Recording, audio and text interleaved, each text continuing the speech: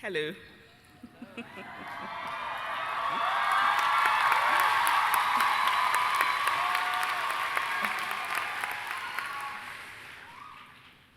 President Borwell, Chairman, Board of Trustees, Jack Purcell, members of the Board of Trustees, deans, faculty, family, friends, eagles,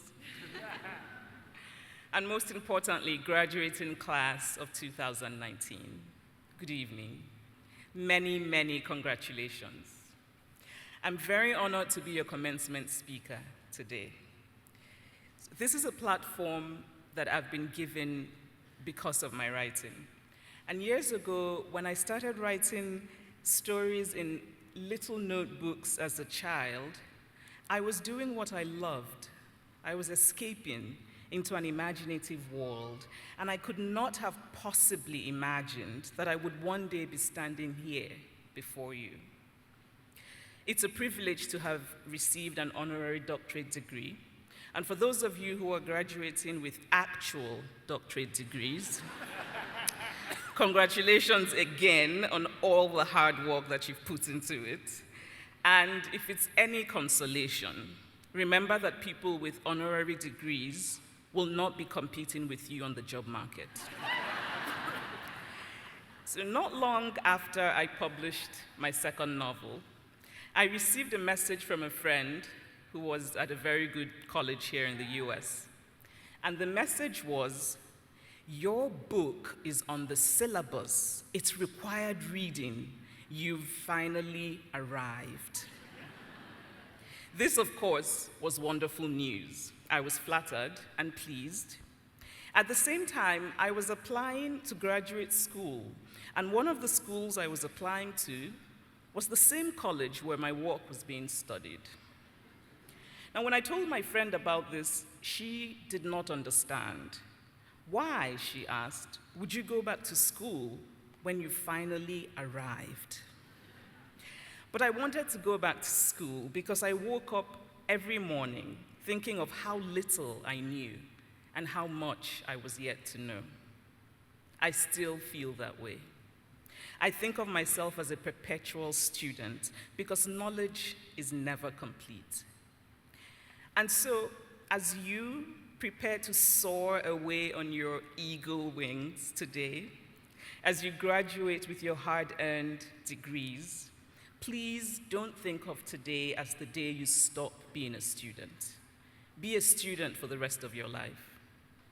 And the best way to do this is to read every day, preferably books, but otherwise anything continuous and relatively long, which means Twitter doesn't count.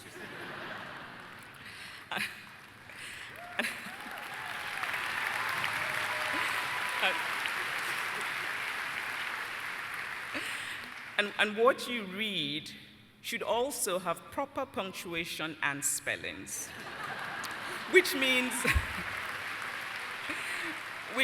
that text messages don't count.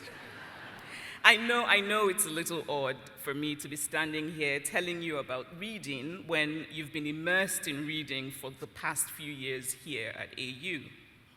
But studies show that many educated people stop reading when they no longer have to read. And so I make the case for reading, not because I need to make a living as a writer. Well, it's not the only reason. But because reading is still the best way to understand our world. Reading makes empathy possible. When we read, we become alive in bodies that are not our own. And if there is anything that we need sorely and greatly today, it is empathy. We can never know exactly what it's like to be another person, but we can approximate it by inhabiting the stories of other people. So here's another story about another friend. This friend moved to the US from a European country and got a job teaching at a college here. When he attended his first faculty orientation meeting, he expected to be told about academic rigor and exam policy and that sort of thing. But the emphasis of the meeting was to tell the new instructors to make sure that their students were never made to feel uncomfortable in class. My friend found this strange. And so if being comfortable, if expecting always to be comfortable has been a central part of your university experience here at AU, it's time to let that go.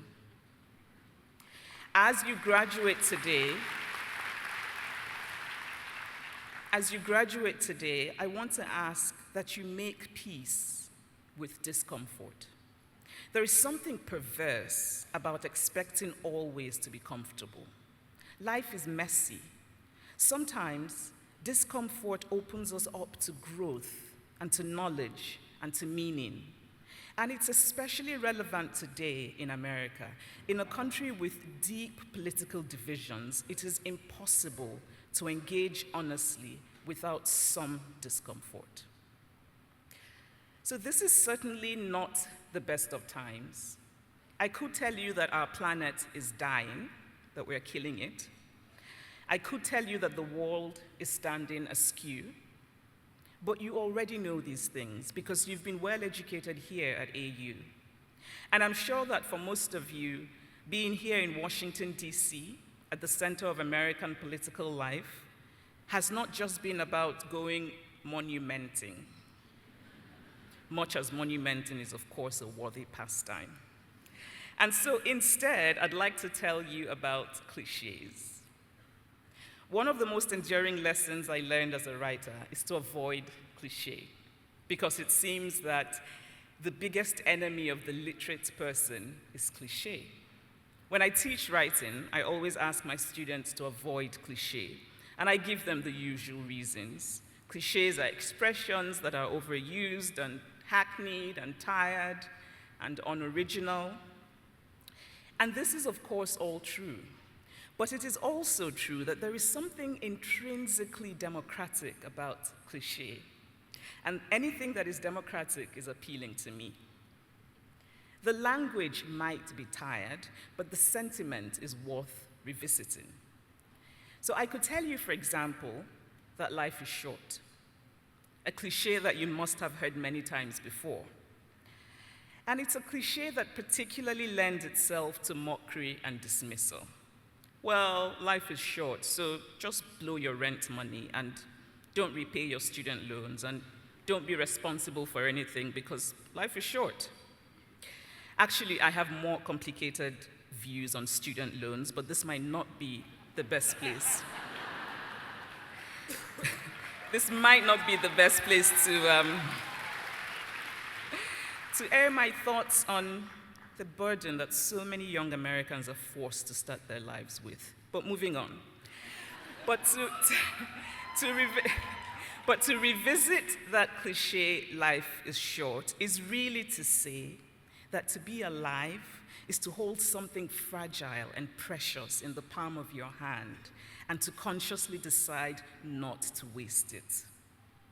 Life is short really means do something. It means be skeptical but never cynical. To be skeptical is to say, I don't know if it's true, I'm willing to explore and learn and question. And to be cynical is to say it's not true because nothing is ever true. To be cynical is to be closed. To be skeptical is to be open. Life is short means be open. It means decide what you will do with the regrets in your life. There will always be something to regret. You can waste more time regretting your regret, or you can put it aside and learn from it. Life is short really means have a purpose. And purpose does not have to be grand. I think that the smaller the purpose, the more meaningful. To be kind, to have empathy, to avoid sanctimony, to think of the humanity of other people, to take one step, to try. And what about that other cliché so common around graduations, go and change the world? Yes, the language is a little grandiose, actually bordering on meaninglessness. What does it even mean, change the world? But what if we revisited it not as the world, but as one tiny slice of the world, the smallest sliver of the world, one person? Last year, I met a remarkable woman called Vivian Bailey. She was born in 1918 here in Washington, D.C. She's a tiny African-American woman, 100 years old. And since she retired from government in 1975, she's raised money to send care packages to 7 members of the armed forces. She's raised money to make sure that children from an underserved public school close to her get to go on field trips. And when she was asked why she did so much while having so little, she said quite simply, "I like to keep busy." Vivian Bailey taught me that real human impact is never about quantity. It's always about quality. Change the world really means do something. The world is full of unnecessary suffering. Washington, D.C. is full of unnecessary suffering. Vote for a candidate whose policies will reduce suffering. Tutor a child, mentor a younger person, volunteer, stand up for someone, speak up. There are women all over the world today who feel affirmed, at peace, emboldened, strengthened, simply because another woman somewhere dared to tell her story of sexual harassment.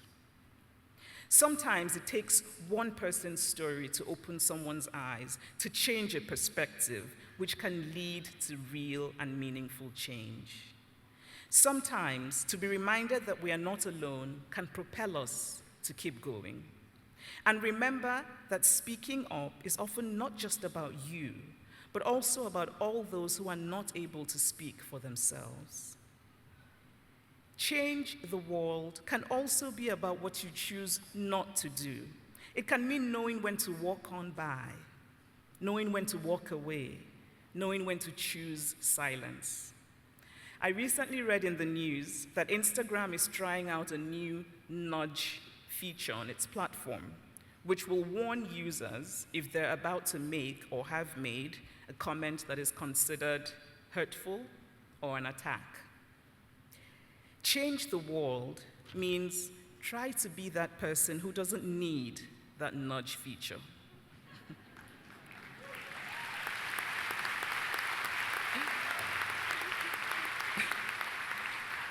If you don't like something, move on. Change the world means if you can't make it better, then for goodness sakes, don't make it worse.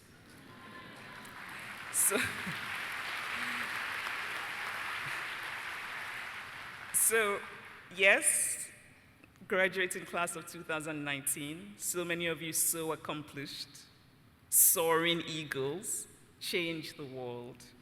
Or, to renew that cliche by paraphrasing a wise saying, be ashamed to die until you have done one act that benefits humanity.